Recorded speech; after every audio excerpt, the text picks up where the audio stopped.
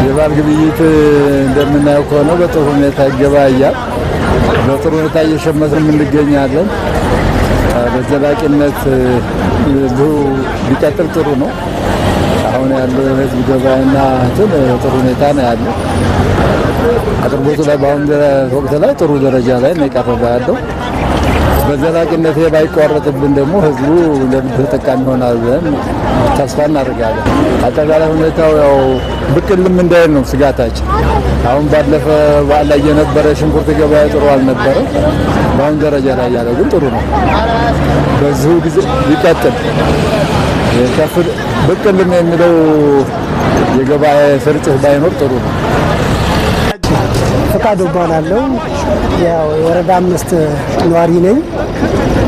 የበዓሉ ዝግጅት እጅግ በጣም ደስ የሚል ነው። አንደኛ ደላላ ያልገባበት ከምን ጊዜውም በተሻለ በጥራት በብዛት ምርት የቀረበበትና ዋጋውን በጣም ቅናሽ የሆነ ስንፈራ የነበረውኛ ዋጋ በዓል ላይ ይጨምራል ብለን ነበር። ምንም ስታንዳርዱን የጠበቀ እቃና ዋጋውም በነበረው ዋጋ የሄደ ስለሆነ እጅግ በጣም ደስ የሚል